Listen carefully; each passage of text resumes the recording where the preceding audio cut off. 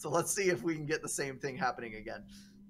A second game won by con drop, but by suiciding into point defense from a con drop. I hope not. All right, let's try this whole thing one more time. This time is going to be on Seraphim Glaciers, and hopefully cross your fingers that Yudi will not epically facepalm with a disastrous build order. That is Aeon faction of choice for Yudi on the south side, and then Whiteheart taking Seraphim on the north. Both of these guys are going to have hover at the T1 phase. But of course, since the map is a 20K, and since there is such a large expanse of water, there's probably not going to be that much of a difference made with the T1 hover. It can only reach so far before the frigates hard counter it. So with a build like this, where you've got 4 mass extractors, none of which are in reach of your ACU on the initial build order, what would you typically do to get your build started? Sorry, I was deleting comments in the chat. Okay. Right. Anyways, I would like, this is a transport rush map, right? And I've seen airlock work on this map, and it's very sad if it works and you have like a transport in your factory, it just completes and the enemy has a fighter and shoots it down. So like scout fighter first versus transport first. Scout fighter first can win depending on the loading time it takes for the engineers to get into the transport. So yeah, sometimes games on this map end within a few seconds actually, and it's always sad when that happens.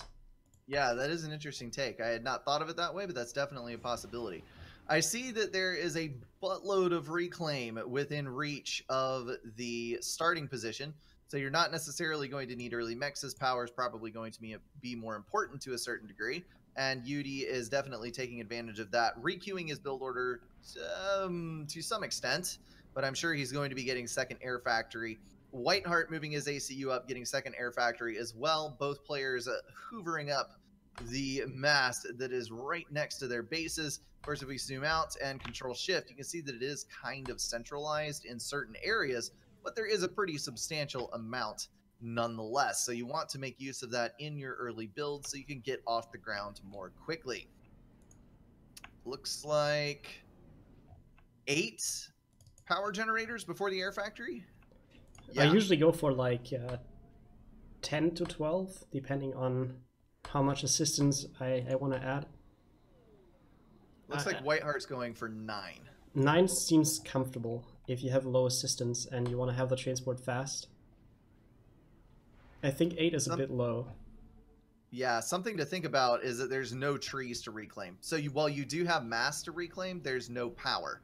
So you're going to have to get every single bit of the power that you need from the P-gens you're building. And that could end up screwing you over later if you don't build enough.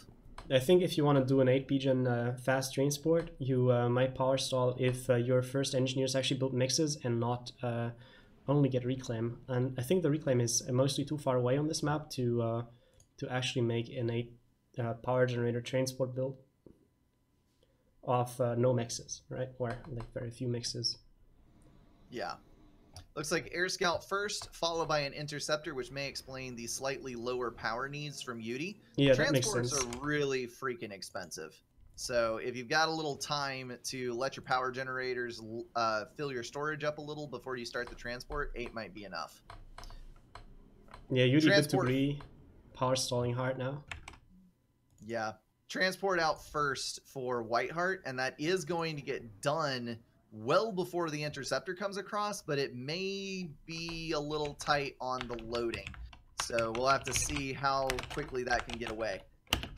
Seconds are ticking by as things come forward. This is a long distance to fly. So if the scout is able to tag the transport, then the transport is very unlikely to get to the other island before the Interceptor can shoot it down. But I think, oh no, the transport's flying directly out to the middle. It is going to fly right by the scout. That's not good. And going for the middle is different. Most people drop the closest main island. Whiteheart is going to get away with it. Apparently, yeah. Yudi wasn't paying attention when the scout went past, so he didn't actually see what happened. He does see this, so that interceptor is going to get shot down, but the transport's free and clear. That's incredible. He's actually going to drop probably the tank and a couple engineers on the center and then move to the right side island with the remainder of the engineers. Both players have a greedy expansion style, but they're going for the middle island first is new to me. Never seen that before. I like it. He does have a tank. It does make sense though, because there's 8 mass extractors and a hydro out in the middle. I mean, it's easily susceptible to lost in Navy. But if you're able to snag those, they pay for themselves really quickly, and then that'll give you a huge leg up if everybody gets their traditional expansions. So, I mean, it could make the difference. It could, yeah. What might counter that, though, is the fact that Yudi is going to be able to drop half his engineers on one side of the island and half his engineers on the other side in order to expand much more quickly, whereas Whiteheart is going to be forced to build a land factory and then expand after. So while he will get all of these mass extractors, he won't be getting the south side of his right island. Well, I think it's more important to consider the cap of the mexes the island has.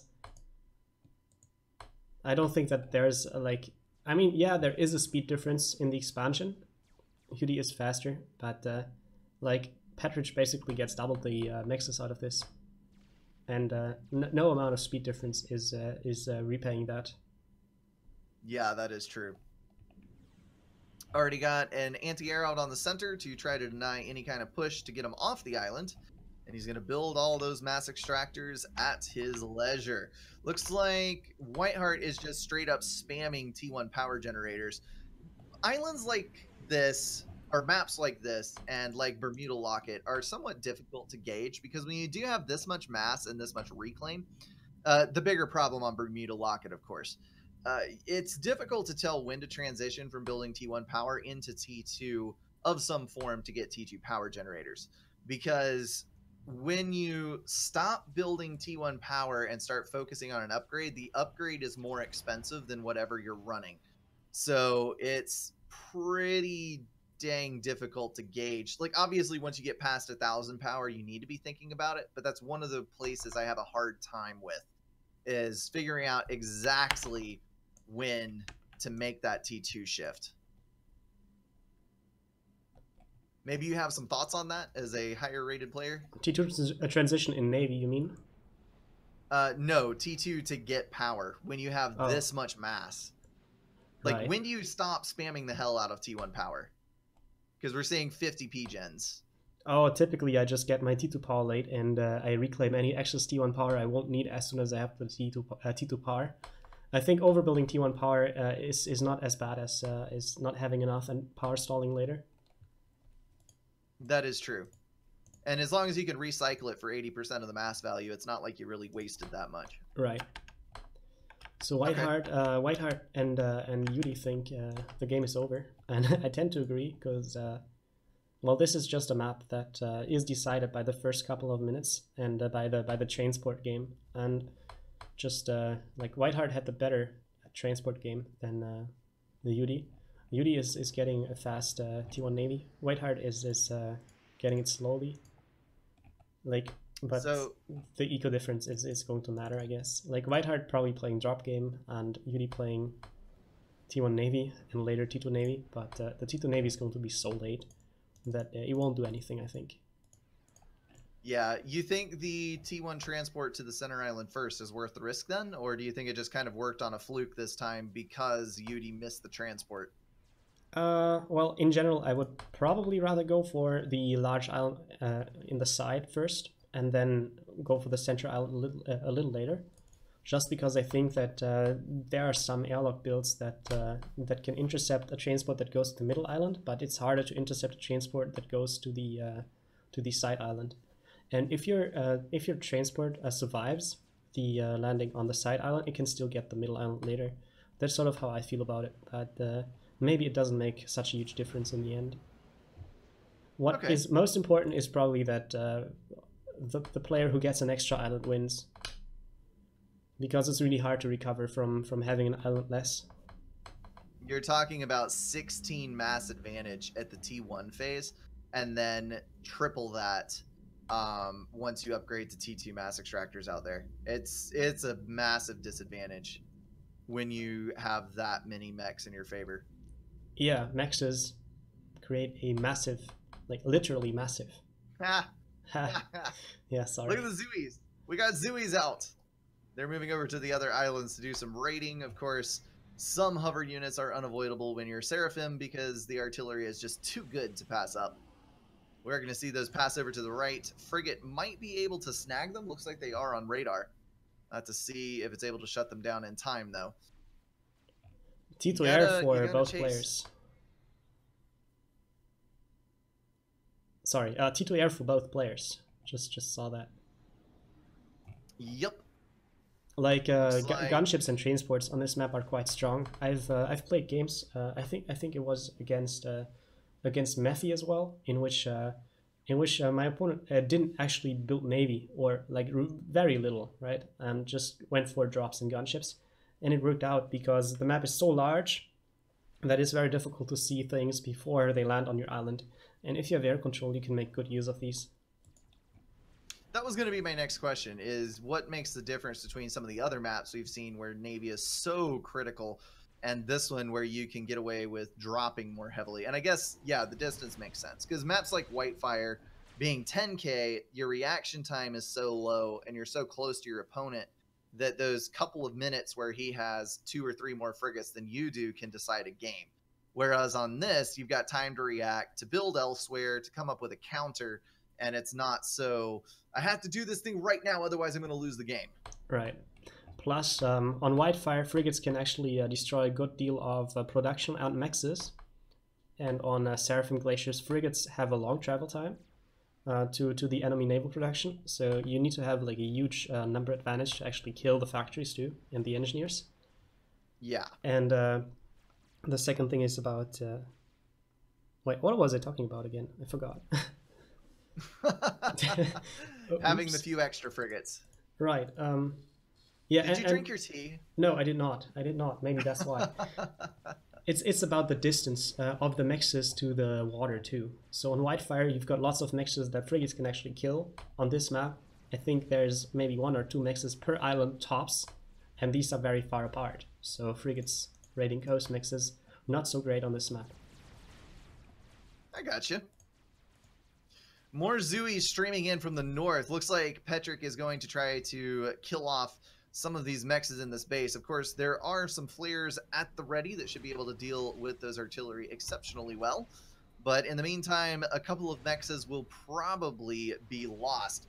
For saying that this game is lost, both players sure have an awfully close score. Let's check out the eco. Petrick is at 107 with 4,500 reclaim, and Yudi is at 84 with 4,900 reclaim. So there's actually virtually no difference between them eco-wise, thanks to that extra bit of 500 reclaim and the difference being so low. Wait, Petrick has like a 20% mass lead in income.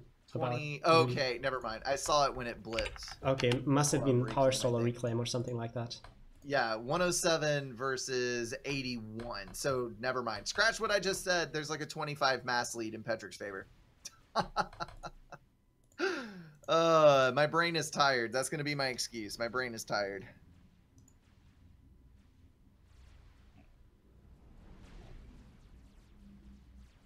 Still, though, it is not an unwinnable position. Although, with this T2 drop heading around the outside edge of the map, that could quickly become an incredibly frustrating situation to deal with. Looks like Swift Winds are coming online in a strong way for Yudi, but I don't know that he has the intel he needs to intercept that drop. I don't see a radar anywhere on the home island. There is a radar. T1, all the way on the north. I see it now. But you can see how the range is quite low compared to the map size. And if the air happens to be elsewhere, you may not be able to shoot things down in time. Well, let's hope he snags it. He could actually drop the artillery on top of the naval factories, and that could result in a total build power loss. But it looks like he is heading for the main island, almost directly on top of the ACU. but I don't think he has energy storage either, so he won't be able to land a clean overcharge. That can be the nasty thing when you drop a fully loaded transport on someone and you're expecting, oh, this is going to be glorious, this is going to be so awesome. One overcharge later. Right.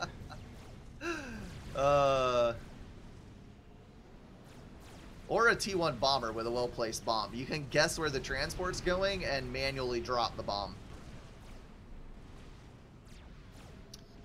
ACU reclaiming its way through. One T2 power generator is going to go down, but it is not a total loss. Nice reclaim on that one. This way it didn't explode. Yes. Looks like third T2 power going down for Whiteheart on the north.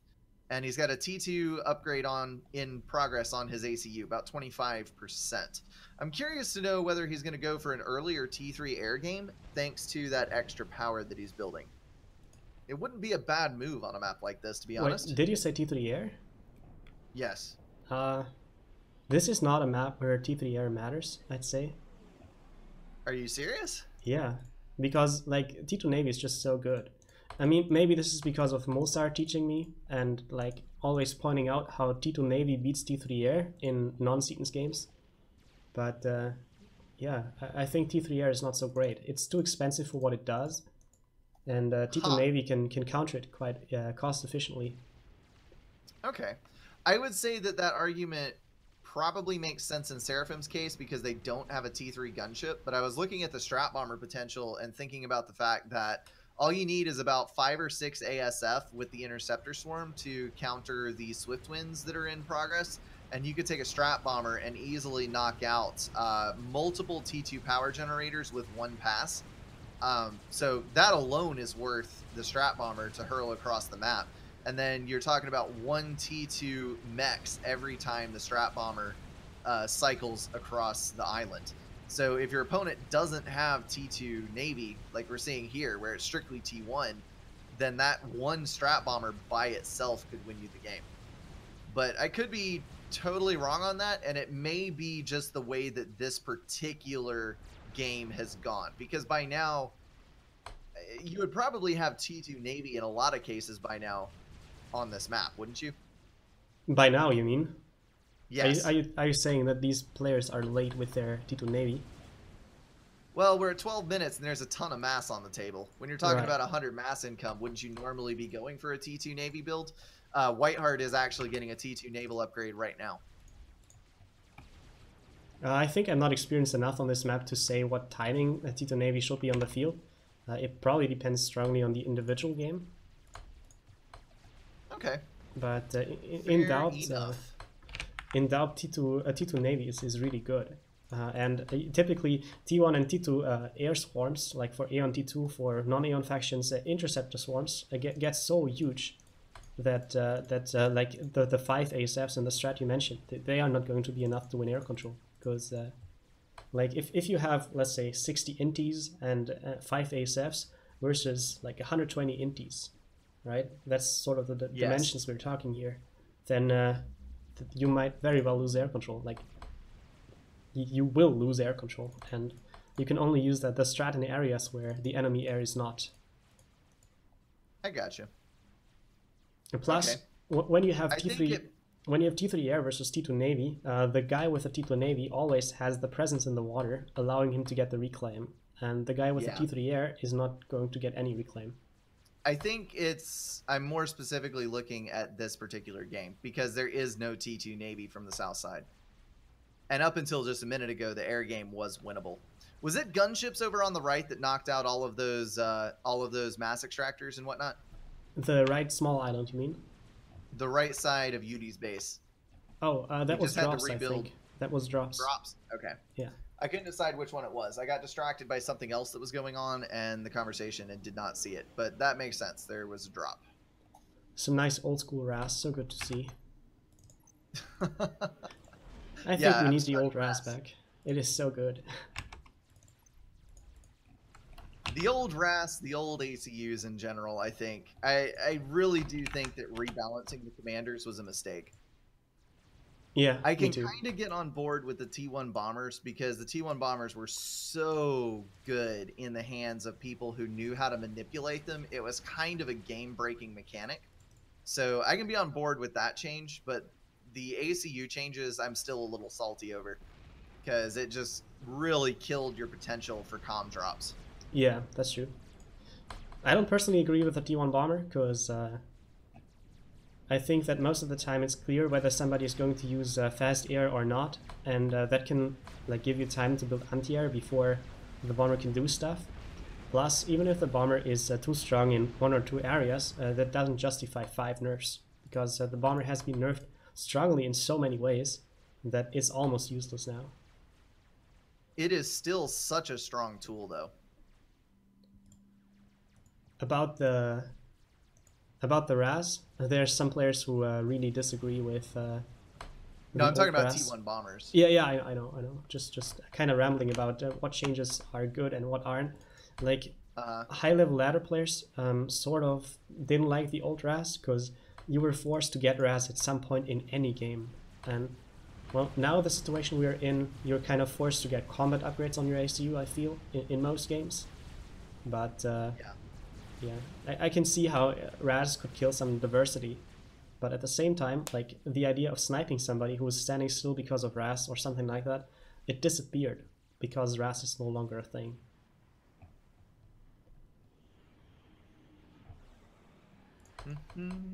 I think you might think the way that you do about T1 bombers because you're one of those people who was able to so heavily abuse the micro on them.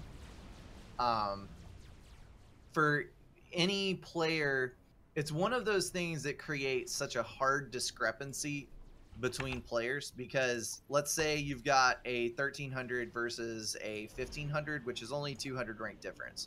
And in most aspects of the game, they're going to be the same. But the 1500 player knows how to micro a bomber to the greatest possible extent, and the 1300 does not. So the 1500 can literally run circles around the 1300 with one single unit in a ladder game because they can build one bomber and kill so much of the opposing force before the 1300 rated player can get his anti-air out that it just completely shuts down the game. And it's one of those things where, you know, T1 artillery can be super effective if you have it in the right place, and it can be not very effective if you run into a T1 tank with it. And it's, I don't know, it's not much of a gamble to build a T1 bomber if you know how to use it. Well, the general premise is that T1 mobile anti-air that is microed beats a bomber that is microed. And people only died to T1 bombers because they don't micro their anti-air. And that's something I think a 1300 rated player should be able to do.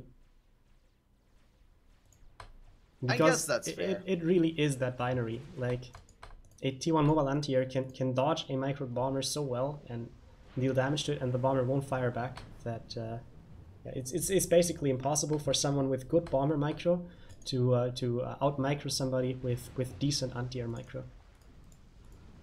Okay, so in the end, it does come down to micro on both parts. I'm going to still fall on the side. I agree with nerfing even the Iwasa, like all the bombers across the board. I don't think that they should be able to hover bomb. Like, it just doesn't make sense at all, the way that everything functions. And I do like the modern iteration of the bomber, but I guess it's a fair point. You should be able to micro your anti-air to the same extent between two equal players. All right, so looking at how this is unfolding, Yudi has got a ridiculously strong air game right now. He has got so many swift winds in the air that I think he could crush out Whiteheart's Air Force and not really take that many losses, even with the amount of interceptors that Petrick has. Petrick does have a few torpedo bombers in the air, which are, of course, going to be denied as the swift winds move around, but the swift winds can only be in one spot. You don't really want to split them up too much because if they get caught in an air fight, then they will get eliminated in two separate groups. T1 Navy seems to be working pretty dang well for Yudi. He does have a couple of T2 subs in the water that are now moving up towards the north, but we also have T2 Navy from Whiteheart that is going to put a cruiser out in the middle of the map. Hopefully something that can deny a little bit of the air that's shooting down those torps. I do see T3 air though. Petrick has moved to ASF, and as his numbers grow, the Swift Winds are going to be in more and more danger over time, but it is going to take a little bit, I think, before Petrick can threaten the air game. It doesn't look like Yudi's trying to go for T3 air, and Yudi needs to be careful not to fly over cruisers, and at the same time, the Swift Winds are going to expire over time. They're just not going to work forever, right? So, right. It looks pretty lost for Yudi since a very long time.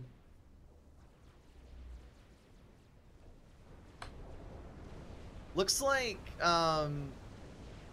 yeah, the T2 subs are going to get wasted by those T2 bombers. Something to consider about Seraphim Navy is that the Seraphim destroyer is the only destroyer that has adequate torpedoes. So Seraphim, Cyber, and Aeon. Their dedicated anti-sub weapon is their destroyer. The Seraphim destroyer is slightly less mass effective than the T2 subs at torpedo damage. So theoretically, with Cybern especially, because their sub hunter is slightly stronger, plus it has the stealth, but also with Aeon, you can build literally only T2 subs and win a straight up naval fight versus Seraphim. Until you get to the T3 phase and you have microed sub hunters of the T3 variety, then you'll be able to outrange the T2 subs. But the destroyers are just going to lose. So as Seraphim, if you're going to stick with the T2 phase for an extended period of time, it is a good idea to get some torps out regardless, because you might end up needing that extra little bit of damage out in the water to pick off some of the torps that might come up against you. A lot of times, because the destroyers are so effective, players will not go exclusively for subs.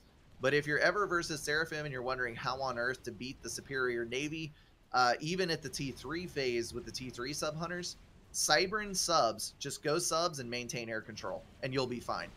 T3 sub hunters are not that scary of a thing, and then versus destroyers, you win hands down.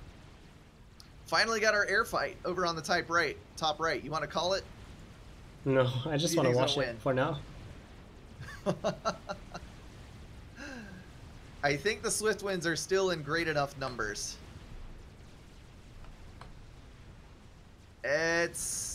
Yeah, Swift Winds are going to take it.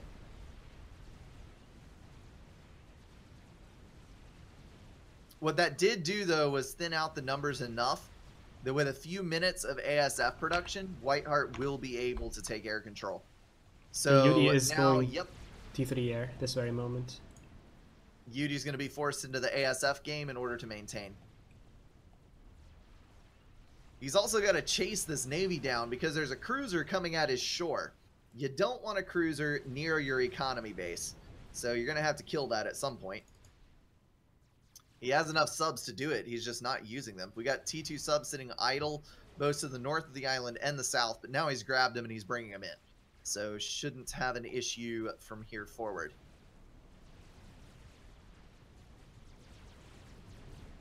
Looks like he's leaving his Swift Winds on the enemy island as long as possible to keep the airlock. So he's going to try to get his own T3 air up and maintain his air lead, but looking at the amount that Petrick has now, he's got coming up on 6 ASF versus about a dozen Swift Winds, which are not clumped up together. So that's going to be the air loss for Yudi, and from this point on, I think he'll be slightly behind in production on air. Petrick can afford air and navy at the same time. For Yudi, it's always pausing one or the other, it seems.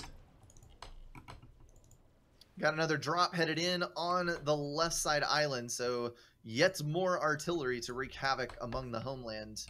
Like pieces. A 40% mass lead for Whiteheart over Yudi in income rate. And all the Swiftwind wreckages are still top left. 160 versus 288. Holy cow, that is a massive lead. You weren't kidding. Both players power stalling, though. Right.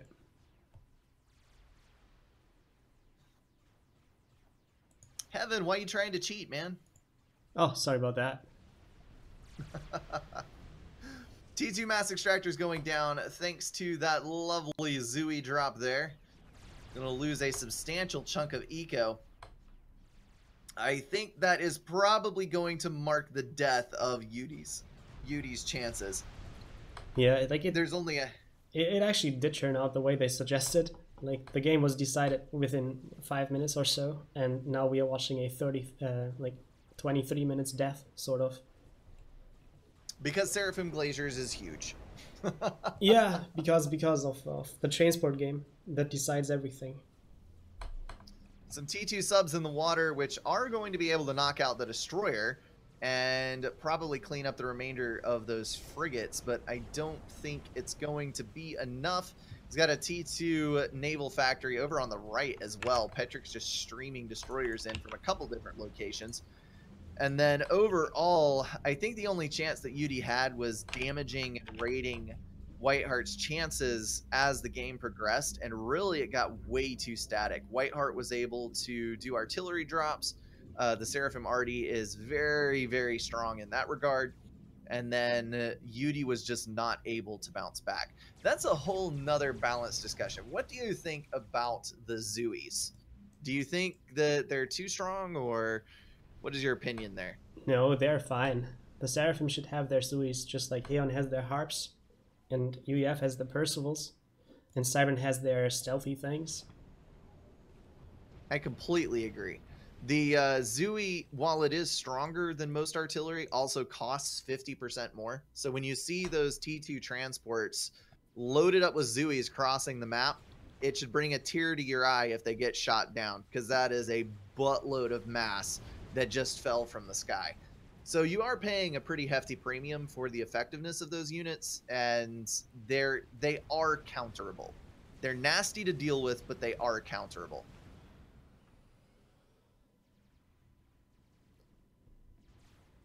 Got our first destroyer coming out. Don't know why we're switching to Exodus class now, but the switch, it has happened.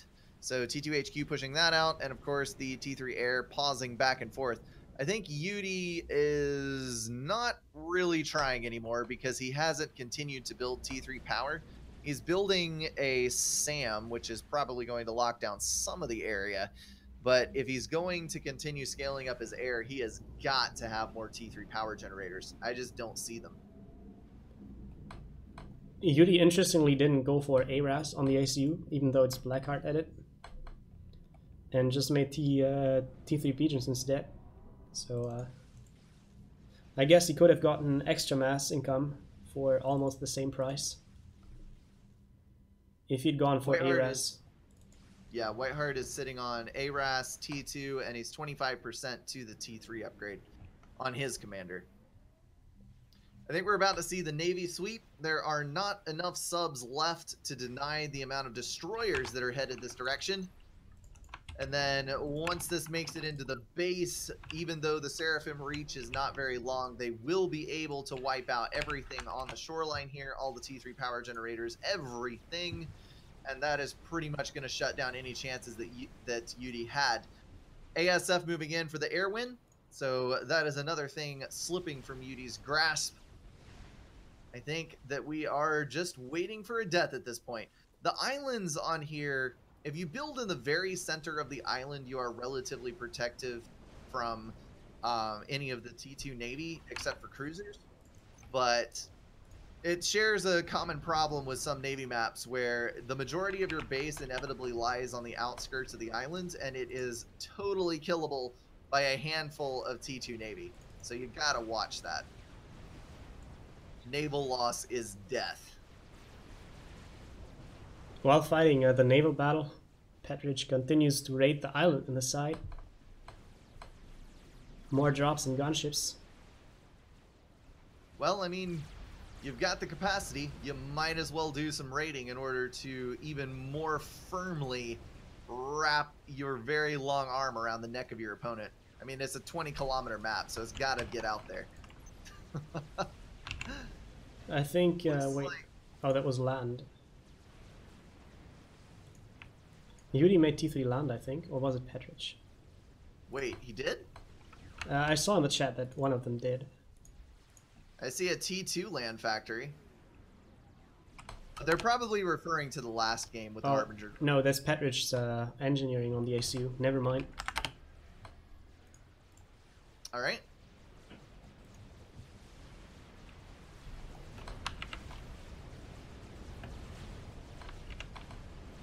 Okay, the Navy win is secured, so that is going to be the last threadbare hope that Yudi had to his name. Yudi throwing out the GG, and there is the honorable Control K, having fought well over the course of the entire tournament.